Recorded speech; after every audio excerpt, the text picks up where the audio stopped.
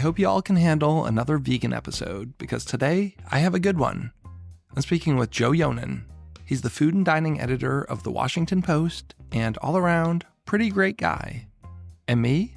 This is Chris Spear, and you're listening to Chefs Without Restaurants, the show where I speak with culinary entrepreneurs and people working in the food and beverage industry outside of a traditional restaurant setting. I have 32 years of working in kitchens, but not restaurants, and currently operate a personal chef service, throwing dinner parties in the Washington, D.C. area. So living in the D.C. area, I've been following Joe's work for a while now. Today we're talking about his new book, Mastering the Art of Plant-Based Cooking. What does plant-based cooking even mean? That's the first thing I want to talk to Joe about. Is it vegan? Does that mean exclusively plants? For this book, it essentially does mean vegan. But Joe set out to decouple the culinary aspects from the politics, choosing to solely focus on the food. We talked about vegan food and cooking being more like a cuisine and less like a religion. Joe's passionate about exploring the versatility and richness of plant-based foods. And he shares fascinating techniques like making vegan ricotta from pumpkin seeds and developing nut-based ice creams that capture unadulterated flavors. Want to make DC chef Michael Rafiti's tahini soft serve? That recipe's in the new book. And one of my all-time favorite cookbooks, even though it's not that old, is Joe's book, Cool Beans. If you're a bean lover, I definitely recommend you checking that out. And if you happen to be one of my personal chef customers, there's a good chance you've had one of those recipes because I've stolen quite a few of them to serve to my customers. So whether you're a ride or die vegan or just looking to eat more plant-based options, I think this episode's for you. And here we are, episode 249. And I have to say, I'm really excited. I have one more episode in this season, and it is a huge one. And as always, you can reach out to me on Instagram or Threads at Chefs Without Restaurants. And remember that I have a new podcast coming in January called Personal Chef Business Startup Guide. If you want to go ahead and start following me on all the socials, you can find me mostly at chefstartup on, well, pretty much everything, I think. And like I've said before, I know that you have a lot of options when it comes to what you're listening to or just consuming in general, and I really appreciate you taking the time to listen to this show. And as always, thanks so much for listening, and have a great week. Hey, Joe, welcome to the show. Thanks so much for coming on. Thanks for having me, Chris. Appreciate it. I'm looking forward to this. You have a fantastic new book that I'm looking forward to cooking my whole way through, and I want to dive into some of those recipes. I actually, my favorite book is Cool Beans, which I cook from all the time. In fact, this week I'm making 2 recipes from that book. You know, I work as a personal chef, so a lot of what I do is cooking for people in their homes. Sure. I have a lot of people with varied diet restrictions. Oh, yeah. Quite many of them being vegan, plant-based, vegetarian, which we'll get into really soon. But yesterday I made the Ethiopian kind of red lentil dip, which is a great one. And then my personal favorite is the cannellini bean roasted carrot harissa dip, which those always go over huge at parties when I do those. So great. I've stolen some of your recipes to use for dinner parties. Yeah. So your new book is Mastering the Art of Plant-Based Cooking. That's right. I want to jump in with terminology because I find it to be a little confusing for me as someone who's not a vegan. I cook a lot of plant-based food, both personally and professionally. And the term, like, what does plant-based cooking even mean? Because I have customers say they're plant-based. And it's like, well, can I use honey? Because if you're vegan, I can't use honey.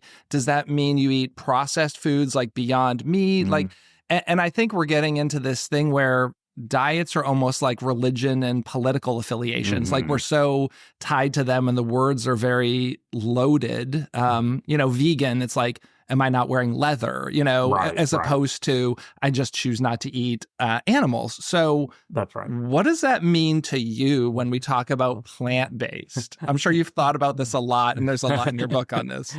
Yeah, I chose the term because for a lot of the reasons that you just said, particularly because I feel like the term vegan is so particularly loaded, and plant-based, to me, at least puts more of an emphasis on the cooking and the food. And one of my main impulses for writing the book was that I I felt like in so much of the dialogue around eating this way or cooking this way, so much of it gets bogged down in the identity politics, right? And who's better and who's making the right decision and who needs to go farther and who hasn't gone far enough and who's better for the planet. And I just thought that the cooking was getting sort of ignored a bit. I'm not trying to say that I'm the first person to try to make plant-based or vegan cooking delicious, but I just felt like I wanted to sort of decouple the culinary from the political. And there's a lot of reasons why you might want to eat a plant-based meal or eat plant-based for a week or for a month or for the rest of your life. And I support anybody's reasons for eating anything. I don't like to proselytize. But for all practical purposes, for this book, plant-based means vegan. Like, I'm defining it that way in terms of the food. I don't have any commentary on leather in the book, but it's an excellent point, and it kind of goes to my point that vegan is a lifestyle and plant-based to me is a way of cooking. So that's why I wanted to use the term. You're right that it's vague. I mean, technically speaking, and I'm a word person and I edit stories for the Washington Post all the time, technically plant-based just means exactly what it says, based on plants. It doesn't technically mean plant exclusive. But for the purposes of this book, my recipes are all vegan. So I use vegan in the subtitle of the book. Well, so much of it goes back to why we do this on a personal level. I chose to be a vegetarian for a couple of years, about 20 years ago. I was doing it more from a health standpoint. Yeah. I didn't feel that, I was healthy. And I met my now wife, who at the time was a vegetarian, but she was doing it more for like animal rights issues, though she wasn't a vegan, right? And then we now eat meat, but when we started working that back into our diet, there's a lot of conversation about why we even were here in the first place. Like I wasn't always eating healthier. 20 years ago, it was really hard to find a lot of these products. So it's like, okay, I could have a lean, boneless, skinless chicken breast, but now I don't eat meat, so I'm having like a fried egg and cheese sandwich. Is that healthier? So, finding balance, but I know everyone's on their own journey. I've had a couple of guests on the show who are vegans, and one of them said to me a couple of years ago, there's a lot of vegans who wouldn't even want me coming on your show talking to you if you're not talking about the exclusivity of vegan dining. Like I, as a representative of the vegans, shouldn't even be talking about the possibility of eating meat. So that's right. There's a lot that comes with that. But I think it's great to see so many more people incorporating this into their day-to-day. Again, at my house, I could have a pork chop last night, but tonight it might be a chickpea curry stew, and it's just become how we eat at home. Yeah, I think what you're hitting on is the fact that the identity, the number of people who have claimed an identity of vegan or vegetarian really hasn't changed all that much over the decades. What has changed are the number of people who say they're eating more plant-based meals, eating less meat, eating more vegetables, eating more plant-based meals. And I think there's several things going on. The holy trinity of reasons that people turn to a vegan or plant-based diet, you've mentioned two of them: animals, health, and the third piece of the third leg on the stool, or however you want to put it, is the planet. So I think all of those reasons are reasons why more and more people are choosing to eat at least more this way. I really will say that I do think that all the news and facts that we've been hearing year in and year out about climate change and the fact that so much of global climate change has become more palpable, it's less theoretical than it used to be. We're seeing the effects of it more directly. There's news stories about what used to be 1 in 1,000-year climate events that are now 1 in 50 years, or, it's just, I don't need to go over all of those, but I do think that just the frequency of those kinds of events and just the general conversation about climate change, I think has spurred a lot more people than it had previously. Because I think before you sort of thought, well, there's nothing really I can do. It's probably not going to be a problem in my lifetime. It'll be something my grandkids have to deal with. Well, pretty much all of those things have proven to not be true. And shouldn't you want a better environment for your grandchildren? Well, you anyway, should. Yes, you should. Yes, you should. But I think that just shows that people were willing to sort of be a little more selfish about it. And And now, I mean, it's hard to argue with the fact that we are having to deal with it, with not just the crisis, but the consequences already. So I think that's been probably the biggest shift, has been people. Now, I'm not basing this on really any hard data. It's just been my sense. And I hear people talk about it a lot. I mean, you also do hear people, talk about a health crisis of some kind a lot. Their doctor told them that their cholesterol's too high, or heaven forbid, they actually had a heart attack, or they had cancer. I mean, the rates of cancer among younger people are going up so much. And so I think more and more people know somebody, who has had cancer or has cancer. So I think that's a factor too. A lot of people just realizing that vegetables are really good for you. I think one of the other things that I like about calling it plant-based and focusing on the culinary is, and this gets back to what you were saying about your fried egg sandwich, is that I don't want it to be about subtraction. I want it to be about addition. I want people to add more vegetables to their diet. In terms of health, I think that might be one of the only things that every study, every scientist, every piece of research that I've read on the topic agrees on, which is that more vegetables is good. More vegetables equals good. There's a lot of controversies about how much less meat, whether it's worth it to completely cut it out or partially, but there's no argument that eating more vegetables is going to be better for you.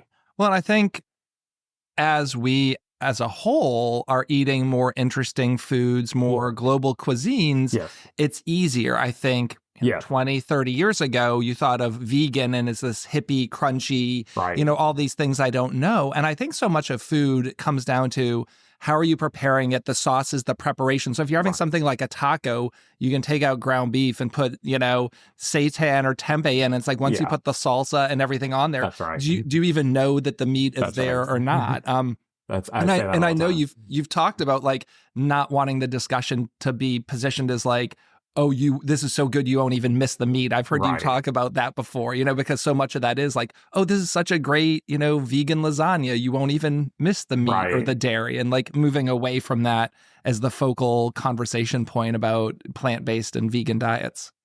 Yeah. And I've talked about this a lot. I made a tofu chorizo years ago and just loved it. And I took it to my friend Patty Henich's house. She has that great PBS show, Patty's Mexican Table, cookbook author, very good friend of mine. And for a while, when we weren't both so busy with book stuff, we were trying to get together on at least maybe one Saturday or two a month and just at each other's kitchens. And we always kind of brought each other something that we wanted the other one to kind of see that we thought they may not know. So I brought her this tofu chorizo that I had made, and her husband and teenage boys were out, and they came back while I was still there, and the chorizo was on the stovetop, and Patty said, "Oh, you guys, try the chorizo that Joe made. It's from," and I was like, it's a little spicy, and I'm not interested per se in fooling anybody, but I just wanted to see what they thought, and they couldn't stop eating it. And what I think that proves, and this goes back to what you're saying about the tacos, is that often the things that are appealing to us about some of these really amazing and delicious dishes, especially globally, as you said, it's the spices, it's the flavorings. It's the reason that the tofu chorizo tastes great is that I crisp up the tofu and I add, chilies and cumin and garlic and vinegar. The apple cider vinegar is a really important part of a fresh Mexican chorizo flavor. And I do think that shows that the meat just starts to become less important. I remember the first time I tried that recipe, I was adapting it from someone and I thought it was pretty good, but I couldn't quite figure out what was missing. And then I realized that, one of the also appealing things about a fresh chorizo is just how fatty it is. So I just added a bunch more oil to it. And then I was like, yeah, this is it. Like another quarter cup of oil and it's great. Mission accomplished, right? Yes. I mean, I think that the global aspects of this are so important to talk about. And it's actually one of the reasons why, I wanted to write the book, is because similarly with Cool Beans, I really wanted to show people that there were traditional recipes from all over the world that feature beans. And similarly, there are traditional recipes from all over the world that are naturally or traditionally plant-based. Certainly, I have recipes also that aren't traditional because I'm a recipe developer, and like you, I can't help myself from tinkering and coming up with things that I think are cool. But I just wanted people to understand the global nature of it. For a while now, Americans have been much more comfortable with a lot of different cuisines. It's easier and easier to get the ingredients than it ever was.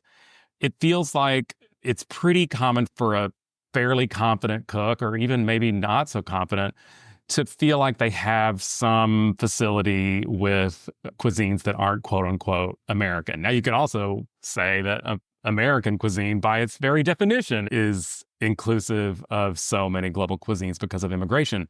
But what that sort of led me to was this realization that if you wanted to figure out the best way to make a paella, and you wanted to know the secrets to how do you do it if you're not going to put it if you don't have an outdoor paella setup, how are you going to get the crispy rice, that lovely succorat on the bottom? How are you going to make sure the rice is cooked but not overcooked? You don't feel compelled to give up your U.S. citizenship and move to Spain and say to yourself and to your friends, I am only eating Spanish food for the rest of my life. Obviously, you can visit, and that's great. And I've done that many times in Spain. I would like to be there right now, talking to you from Barcelona. But you feel like you can learn about it in all sorts of ways, and you're curious about it as a cuisine. And I wanted to remind people that they can also think that way about plant-based cooking, that you don't have to decide to be vegan or vegetarian to be interested in this type of cooking and to want to know how to do it better. We somehow go to this all or nothing. I see it the same with drinking, right? Like I still drink, but I drink a lot less. But if you're to go out and order a non-alcoholic drink, people are like, oh, are you in recovery? Are you not drinking? It's like, no, it's a Tuesday night. And I just want to have a non-alcoholic beer. And, Friday I might have a cocktail. It's the same thing. That's if you go out and, get a tofu taco with friends, sometimes the comments will be like, oh, I didn't realize you didn't eat meat. It's like, no, I eat meat. I just really wanted a tofu taco. I don't know why we have to make it this whole thing. It's not that. It's just vegetarian. I get people all the time telling me they quote unquote don't want that vegan food. Like when I'm planning a menu for my personal chef guest, it's like, well, it's very core. Let's look at guacamole and chips, completely vegan, right? Like delicious.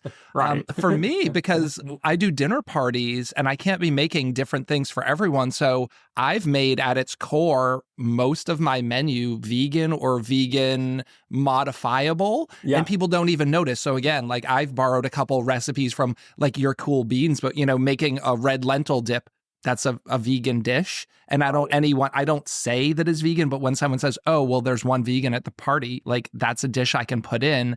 And it doesn't have to be this, 80s version of earthy, crunchy, hippie kind of food. It's just delicious, globally inspired food that I think everyone's going to love, whether or not you eat meat.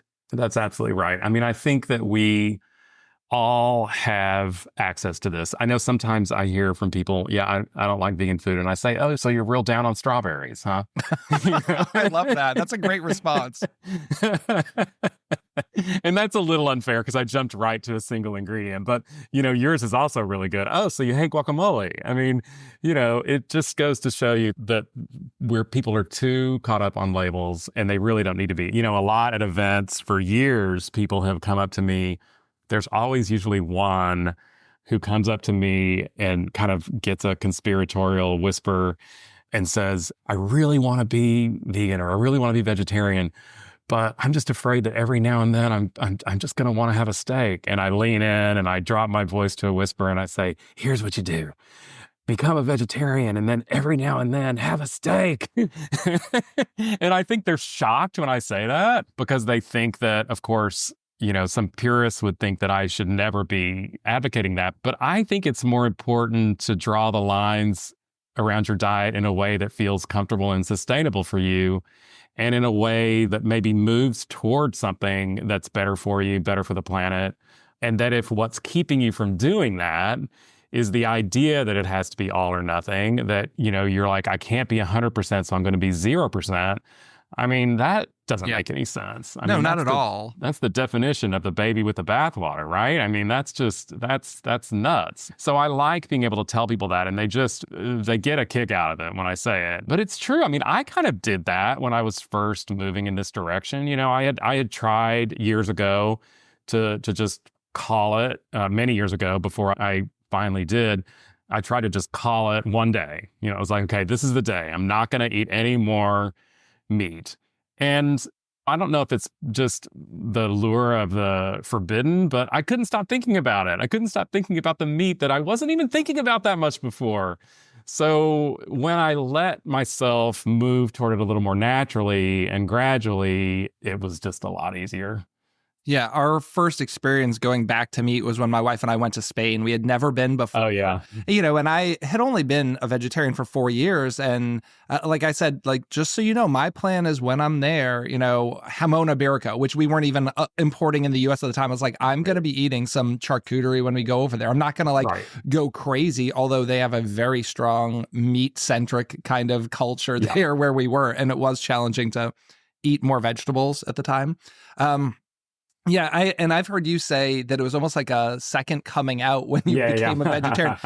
How old were you, and what was that like when you became a vegetarian and started moving away from meat? Yeah, well, it was 12 years ago, so I was in my mid-40s, and it happened because I was having a dinner party, and I was having people over, and I opened up the freezer, and I noticed, and it surprised me, you know how sometimes you don't notice things about your behavior until like somebody calls it out or there's some specific kind of moment. And I opened the freezer and there was all this incredibly beautiful farmer's market bought, humanely raised, gorgeous, expensive meat in my freezer that I had been stockpiling and not cooking at home. And it sort of, you know, it just was very stark to me in that moment that I realized, wow, I've got like 20 pounds of meat in here. Like, how long have I not been cooking meat at home? And then I just started thinking about it and realizing that I think it started because I was trying to eat lean and clean at home because of all the restaurant meals that I was having. And as soon as I kind of called it and named it and realized it, I also realized, you know what? I feel great. Like, I actually feel great. Like, I've got all this energy and this must be connected. And so I just started doing more and more. And this was also about when you were really seeing an explosion of more interesting vegetarian dishes in restaurants. So a lot more restaurants and chefs were doing creative things with vegetables. And so the line stopped being so stark between home and restaurant, right? Like I started playing around more with ordering more vegetarian things at restaurants, and then it was like they were great. And so I just kind of kept moving in that direction. And then I took a leave of absence from work, partly to work on a cookbook, partly just for sanity in 2012. And I moved up to my sister and brother-in-law's homestead in southern Maine, where they grow almost all their own food. And so I was helping, you know, I was, you know, lugging wheelbarrows full of manure to place onto tomato plants. And it's a big operation. It's just for them, but it's very ambitious and it's great. And the soil is incredible. But eating off of the land for that year, and my sister's been a longtime vegetarian, that pretty much did it. And I also was taking a little bit of a break from work. So I kind of was like, all right, when I go back, I'm gonna have this second coming out. And I call that, it's a double entendre in a couple of ways. Like, it reminds me of the first time that I came out, but I also think I just enjoy saying second coming because it's a Jesus joke. So apologies to anybody out there who might be offended, but I just think it's funny to say. Well, we haven't touched on it, and I'll obviously have put it into the intro, so by the time people hear this, but we haven't mentioned the fact that you were working at the Washington Post. Oh, yeah. You're in food, right? Mm-hmm. So you're not just like a random person. Like, food was your professional life. So that is kind of a big deal to be talking about food and dining, you know, in one of the biggest publications in the US to then decide, you know, you're not going to be eating meat. And how did that impact the writing and the work you were doing with them? Well, you know, I think people at first thought that, I think a lot of people thought it was great. There was certainly a undercurrent of readership. I don't even know if they were actual readers, but commentators, let's say, who were saying things like, how can you edit the food coverage of a mainstream daily newspaper if you don't eat everything? And my response was always twofold. I mean, one, I had been travel editor, but I had never been to Timbuktu. So, I thought I don't really have to eat everything in order to be able to make journalistic decisions about it all. I was not determined to come into the Post and turn it into a vegetarian food section. There's always a balance, just as an aside, there's always a balance in journalism between giving people what they want and giving people what you think they might need. This is a classic example of that. Like, I wasn't gonna just all of a sudden say, all right, we're not gonna have any more meat in the section. But I wanted to write about it myself, and I wanted to write about the ways that you could make it delicious. And I was hoping maybe to inspire people to be more comfortable with it. The second answer that I always had to people too was when they said, how can you edit the food coverage of a major daily newspaper without eating everything? The second piece of that is, well, I got people. I have people. I have people who eat everything. And I'm an editor. I'm primarily an editor. I'm not the restaurant critic. I'm not obligated to eat everything that my writers might be writing about. And a third answer, if I thought of it sometimes, is that I had 40 years of eating meat. Like, I remember everything. I don't think anything's changed. And I went to culinary school, and we certainly cooked a ton of meat. I understand it. I'm also not, this might be changing a little bit, but I haven't historically been someone who finds meat to be repulsive in any way. I didn't stop eating it because I didn't like it. I stopped eating it because of the reasons that we've talked about. So if we're planning, a primer on how to grill the best steak, I don't look at those photos and read that and think, I can't even look at this right now. Yeah. No, it's fine. Yeah, I would, it's like you'd be at a party and someone would order pepperoni pizza, and when I wasn't eating meat, it's like we just picked it off. Like, I know that's like a big no-go for some people. It's like, oh my God, the pepperoni touched the cheese. Right. There's still a little grease residue. It's like, right. I'm going to be fine here. Right. Well, and DC, I mean, talk about a food scene, which is a whole other thing. I'm not going down this road where, so much discussion has been like the DC food scene is terrible. Like, you clearly know what the food scene is like. I think we have a great food scene. Yes, absolutely. But especially if you don't eat meat, there's so many options, whether it's a full-on vegetarian place or just the options. And with the ethnic food, like, I love Ethiopian food. That's one of those my go-to cuisines. Or if you eat Thai or so Indian, many of those, there's so Indian. We have so many great options for non-meat dining in the DC area. Absolutely. I feel that we're very fortunate. I think most big metro city areas probably do as well. Right. No, the DC food scene has just exploded in the time that I've been at the Post, which is coming on 20 years here in a couple of years, which is amazing. Yeah, I came in 1996. So yeah, it's an outstanding food scene. And I do think it's really, I love that there are so many omnivorous restaurants, for lack of a better term, where you can get good vegetarian food. And I think that's key because, we need to be able to go out with our friends. I also certainly remember a time, and I'm sure you do too, from when you were a vegetarian before, when if there was a vegetarian entree, there was only one, and it was the mushroom flatbread or the mushroom risotto, right? And then, God forbid you be out with a friend who shares your vegetarianism, because you guys are getting the same thing.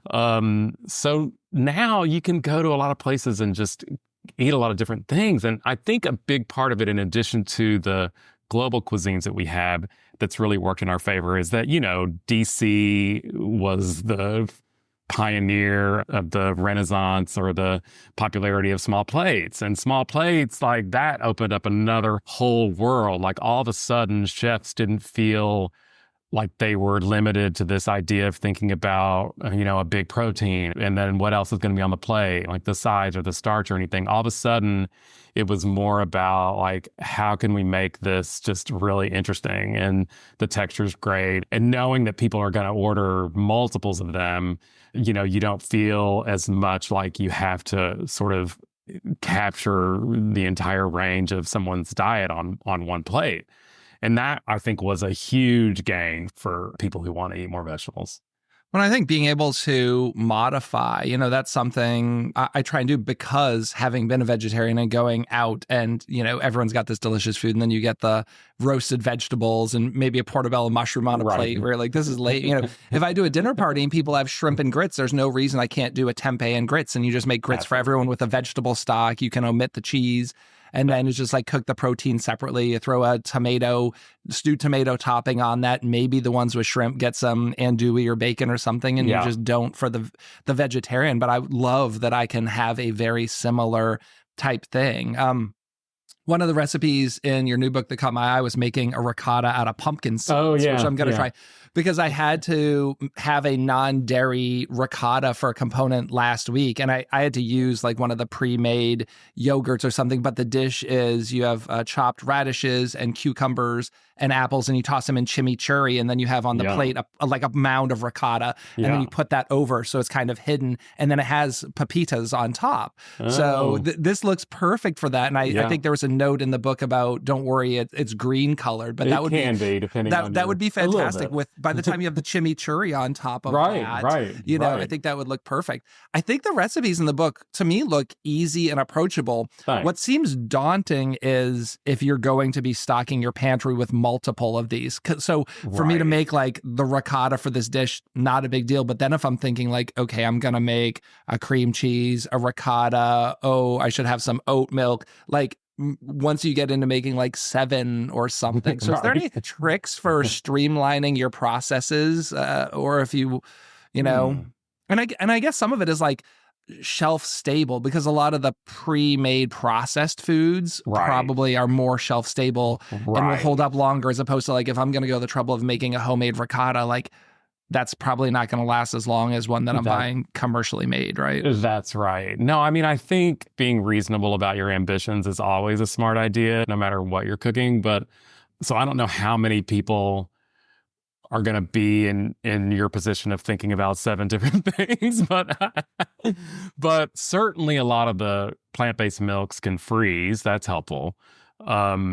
I would say something like oat milk, I'm glad you brought up. If people don't make their own oat milk, and I mean, I don't do it all the time because sometimes I just don't have a ton of spare time, especially when I'm, promoting this gigantic book that I just wrote. But oat milk is by far the easiest plant-based milk to make. You don't have to soak it. In fact, it's better if you don't. You don't have to blend it for very long. In fact, it's better if you don't.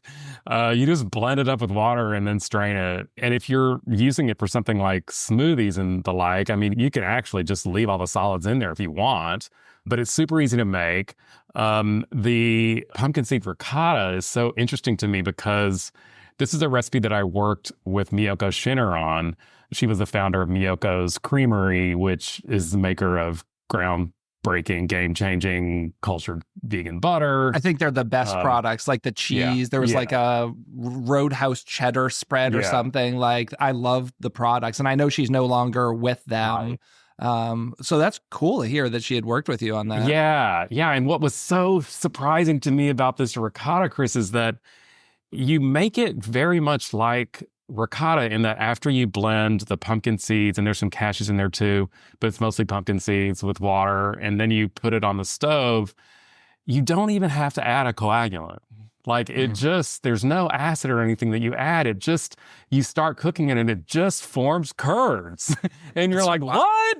So it's super, super easy because then you just spoon the curds into, a strainer and you've got this ricotta. And of course you salt it, and I use it in a tortellini too, where I combine it with some nutritional yeast, some garlic powder, some other flavorings to make a tortellini filling. But the other thing that's so interesting about that pumpkin seed ricotta is that it led me down the road to making a pumpkin seed tofu, which is one of my favorite recipes in the book. I was inspired by this product called pumfu that you may have seen in stores. And I've tried it and I really like it.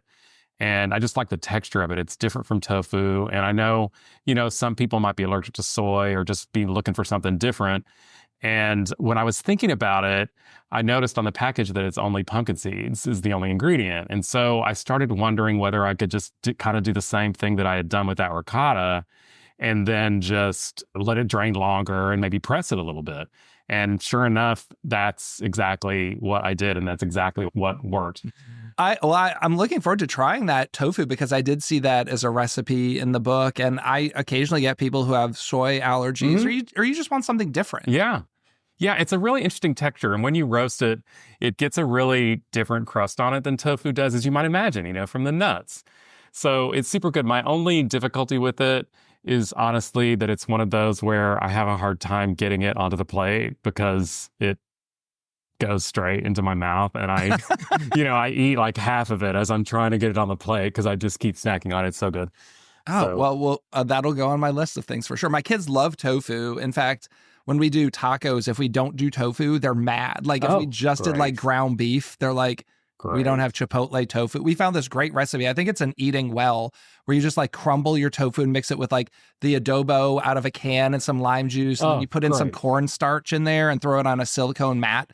And it just gives like a nice texture. And it comes out better even if you do the freeze thaw. But if you don't have time for that, just like crumbling it up and giving it a little more time in the oven. But if we're not serving tofu when we do that, they're kind of upset. So, I love that. We've started them young on that kind of stuff. I love that. And I love that they're just seeing it as another food, right? Yeah. Because that's all it is. It's just another ingredient that you can make delicious food with. Well, my son hates gristle and like chunks of things in meat. That turns him off. So if you eat like the first or second bite of pork or steak or something, he gets like that little knot of something, he's done and turned off and won't eat. So we never have that with tofu. So we always keep tofu in the fridge. So if we're in the middle of eating something and he doesn't want, it's like, well, we can always, the nice thing is it cooks up so quick. You just slice off a piece, throw it in a pan, and tofu has become kind of his go-to protein. That's great. Yeah, I've never heard that reasoning, but I love it. Yeah, there's no gristle in tofu. No gristle in tofu. Yeah. I think one of the cool things is you've leveraged so many great chefs and restaurateurs and authors in these books. What's it like working with other people to bring these recipes to life in your book? It's incredible. I reached out to a lot of people for Cool Beans, and it was partly because I was kind of at this point where in the development of that book where I just was feeling really overwhelmed with everything that I had to do. And I was just having a really hard time kind of organizing my thoughts and kind of figuring out what to do. And I ended up hiring a friend to be a project manager for me, which was really awesome. So she helped set up systems and spreadsheets and everything. And after that, when I started thinking more about what I wanted to do, it started to occur to me that I didn't need to quite feel like I was in this alone.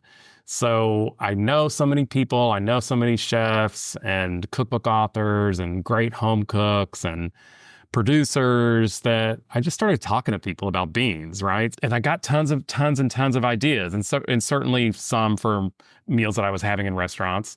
And the same thing was really at play in this book. I ended up working officially with about a dozen contributors who helped me with anywhere from 1 to a couple dozen recipes. And it was really gratifying because it started with my just thinking about who I thought did kind of cool things with vegetables and not necessarily define themselves as vegan or plant-based or even vegetarian, but that I just thought they had an affinity for it. And I would have these conversations and, I would explain the philosophy of the book and kind of what I was sort of starting to think about, some of the things that I already had working. But one of the most important questions that I feel like I asked people was, what do you think should be in a book like this? Like, what would you be looking for as a consumer if you saw a book with this title? Like, what kinds of things? And so we had these really great conversations. And then we brainstormed recipe ideas. Some of the people were thematic. Most of them were pretty thematic. Like Ali Slagle I worked with, who's a great recipe developer. She's done stuff for the Post. She does stuff for the New York Times. She's written cookbooks. And I just knew that she's a really committed salad person.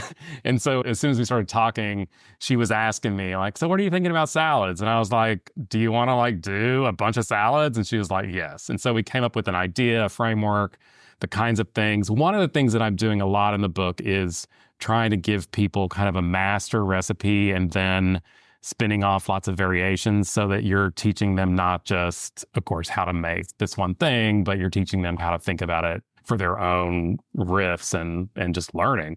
And what ended up happening was I would get the first draft of the recipes back from someone, and I would look at them and I was just filled with so much gratification because I don't know, it was weird. I thought, well, yeah, this feels like me, which was very important because even though the book is certainly trying to be what we call a category killer, like the be all and end all word on the subject, I also want it to feel like it's me, that it's my personality is coming through, that I'm kind of the thread through all the recipes. And so that was really important for me to feel like I was really picking these recipes. And of course, there were some things that didn't work out, but then there were cases where, kind of like with Cool Beans, where I got inspired by something that I saw in a restaurant and just directly approached the chef for help. Like I'm thinking of the tahini ice cream.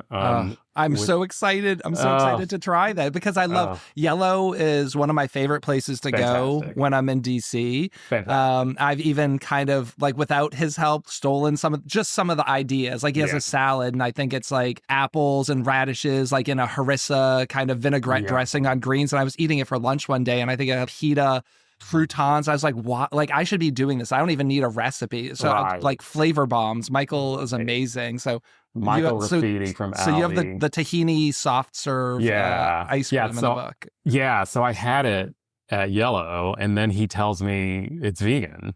And I was like, all right, you and I have to talk. You and I have to talk. So I worked with him on the recipe, and it's just fantastic because it's tahini and oat milk and cornstarch and sugar and vanilla and a little salt, maybe. I think that's about it. And what was so amazing about it was two things. One, I started to think immediately, well, this could handle all sorts of variations. So I wanted to give people some ideas. And so one of my favorite ice creams is the black sesame ice cream. So I was like, this would be so perfect with black. So I tried that and loved it. I did a pomegranate swirl and loved it. I put cocoa powder in there and loved it. I did a stracciatella approach with melted chocolate to form like the shards. Loved that. And then I was thinking about more ice. I was thinking about is there a master ice cream strategy? And I started to realize that, well, tahini is just a nut butter. So could I not make a pistachio ice cream with pistachio butter? Could I not make a hazelnut ice cream with hazelnut butter? Those are two of my favorite ice creams on the planet. And so I started thinking about that. And then I realized, well, Michael uses oat milk with the tahini, but if I've got all these nuts, like if I'm doing a pistachio ice cream, why don't I turn some of the pistachios into a pistachio milk? So that recipe I love because you're starting off with just pistachios. You make a milk with some, you make a nut butter with some, you save some for adding in at the end, and you combine the milk and the nut butter, with sugar and vanilla. And the nut butter obviously gives you all this fattiness. And you put it in your ice cream maker and you fold in the roasted nuts that you've saved. And all of a sudden you've got a pistachio ice cream that is uninterrupted in its flavor by anything like dairy.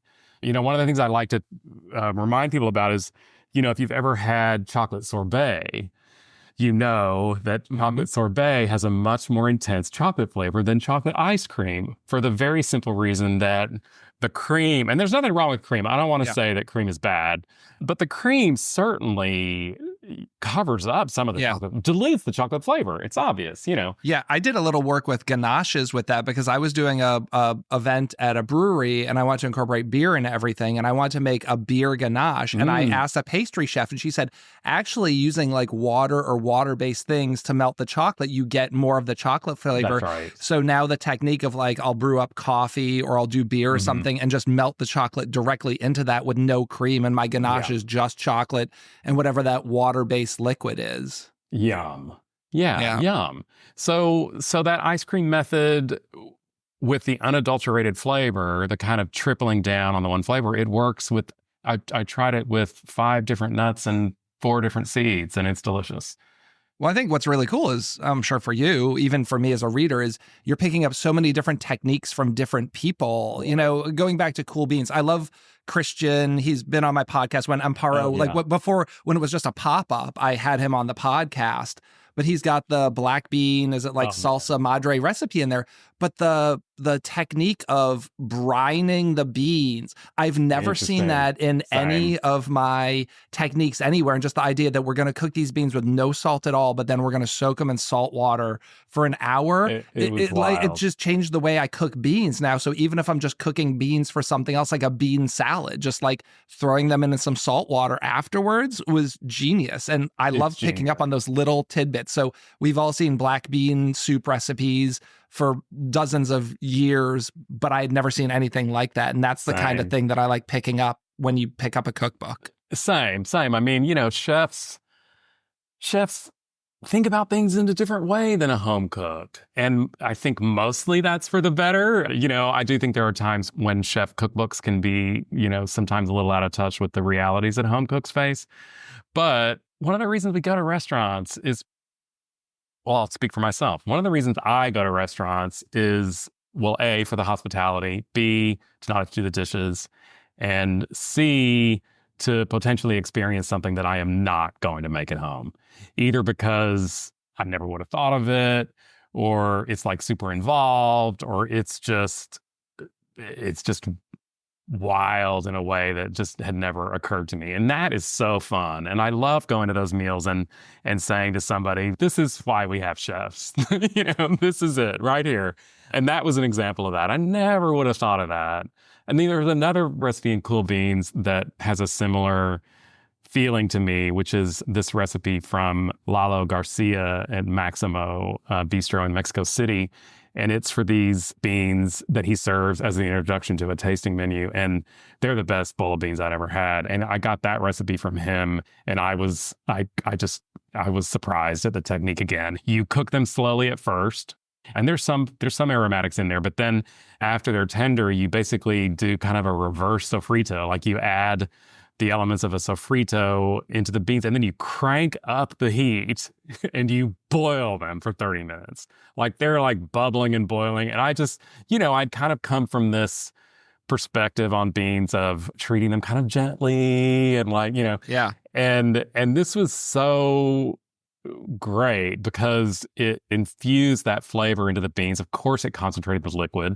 And they were the tastiest bowl of beans I had ever had. He uses cranberry beans that in Mexican cooking are called cacahuate beans, which mean peanut because they look like peanuts. It's also the same as the borlotti bean. It's all the same bean. When I went to visit him, he was talking about this bean as if it was so unique. I only can get it from this one part of Oaxaca and everything. And then I got home and I'm eating them and I'm like, they kind of remind me of cranberry beans. And then I got home and I did a little research and I was like, oh, that's because they are cranberry beans. Yeah. Different name for the same thing. Yeah. Beans seem to be like the gateway, I think, to, you know, because we do talk about meatiness. I don't know what the other word for that is, but like I think the texture. You have my permission to use the word meatiness. But I mean, I think that's what's missing. I mean, similarly, like I don't like a lot of pureed soups that just don't have like the body, like the chew. Like I need some kind of chew. Right. And I think that's what's missing when you go from eating steak and chicken and things like that to like a bowl of mush. Like, how do we get away from that? And especially beans in a whole texture where you're like chewing on something, I think is a good gateway. Yeah, I think a lot of plant-based cooking, if you're not careful, can sort of lose that attention to texture. So I'm glad you brought that up because I really think it's important to to pay a little bit more attention to it. You know, when you throw a steak on the grill, you naturally get 3 or 4 different textures in one piece of meat. You don't have to do anything. With most vegetables, I mean, you have to think about it. And I think that, you know, it represents a huge part of our satisfaction with eating. Like like with the soups that you're talking about, there's been scientific studies that have shown that if you just eat a pureed soup, that you get tired of it within a few bites. That's why I garnish the hell out of soups. You know, all this crunchy stuff, all this other stuff, just to give you more interest. So I think texture is really important. I went to the Star Chefs convention, and this is probably at this point 10 years ago. Matthias Dahlgren was doing, his whole demo was on a whole head of cauliflower. Oh, yeah. And it was like something crazy, like 12 ways. So, you know, there was like a puree on the plate, and then he took the core and he like shaved it on a microplane and pickled it, and he grated the head on a box grater and then dry roasted it so it's like crumbly.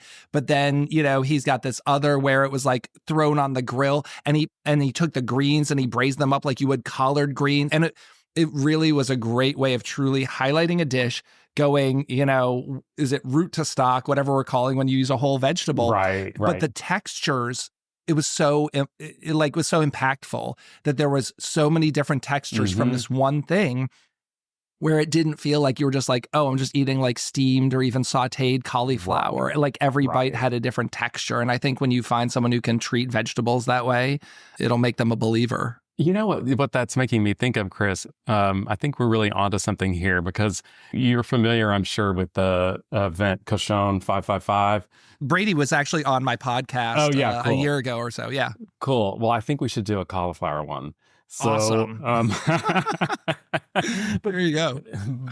Because what I'm thinking about is how what you're describing with that chef is just that he looked at the cauliflower harder. He looked at it. He looked at the cauliflower. He thought about all the different parts. He thought about the different ways of preparing it that would create different textures. And that's what we all should be doing. We should be looking at our vegetables with the same kind of creativity and curiosity that we have reserved for animal products. And I think as you get into these chefs who are looking at zero waste, there's a lot of people who are doing zero waste or low waste. That unlocks your creativity, and you see some interesting things. I used to do an event when I worked at a place. It was called Off the Shelf, and it was a food bank dinner. But one of the things we did is we wanted to highlight not only things you could find in a food bank and make them high end, but also like a zero waste. Like if people had a limited income, and it really pushed me and my staff. And we would spend a year like planning for this event of like corn. I do corn husk ice cream, where you take the corn husks and you roast them, and then you infuse them into the cream base. And, you know, instead of throwing them out. But I challenged my cooks for the whole year, like every time you throw something that's, you know, in the trash that is a food product, like think, what could we be doing with that? And that was like a big unlock to, you know, like we would make Concord grape jelly and you'd strain it through the strainer, but then you'd have all of it in the mesh strainer. Yeah. Well, we started just making vinegar, like like infusing. So then you scrape that and then just pour a bottle of white wine vinegar in there, and it picks up the sugar from the jelly and the natural flavors. And it's a new pantry staple condiment using something that would have been thrown out, you know? That is so smart. If you start doing more things like that, I think you could have an interesting pantry. You could, you know, eliminate your carbon footprint and find interesting ways of making new foods. So I love when chefs are looking to that degree of like, what can we do with this? Absolutely. And you know what I love about the Concord grape idea too, is that it gives you something quick to do with it in the moment. Yeah. Because I feel like for a home cook, I feel like too many low waste suggestions are all like, okay, then save this up, and when you've got enough of it, then make this. And your freezer is full of Ziploc bags of skins and seeds and peels. It's like, I've got a watermelon, and it's like, okay, I'm going to make watermelon rind pickles, but I don't have time today. So they're just going to sit and in 3 days they're showing black mold on them, and you're like, oh, I guess that goes in the compost bin now. Exactly. But to be able to just pour white wine vinegar, mix it with the pulp of the Concord grapes, that's brilliant. Is there anything you want to leave our listeners with today? I mean, I'm sure we could go on forever, but in the sake of time, like what do you want to get out there as kind of something to leave people with? Well, I think I just want people to realize that this kind of cooking is for everyone. So you shouldn't be intimidated by it. There are a million ways to jump in. Obviously, I'm giving you 300 possibilities in my book. They're not all involved. There are very easy ways to incorporate more vegetables and plant-based recipes into your routine. So I just want people to feel like, for whatever reason that they want, this is something that they can jump into for however many meals appeals to them. Well, there are so many recipes in this book. I think, there's something for everyone in this book. I hope so. Well, thanks for coming on the show. This was great talking Chris. to you today. Yeah, I really enjoyed it. And to all of our listeners, this has been Chris with Chefs Without Restaurants. Thanks so much and have a great week. You're still here? The podcast's over. If you are indeed still here, thanks for taking the time to listen to the show. I'd love to direct you to one place, and that's chefswithoutrestaurants.org. From there, you'll be able to join our email newsletter, get connected in our free Facebook group, and join our personal chef, catering, and food truck database so I can help get you more job leads. And you'll also find a link to our sponsor page where you'll find products and services I love. You pay nothing additional to use these links, but I may get a small commission, which helps keep the Chefs Without Restaurants podcast and organization running. You might even get a discount for using some of these links. As always, you can reach out to me on Instagram at Chefs Without Restaurants or send me an email at chefswithoutrestaurants@gmail.com. Thanks so much.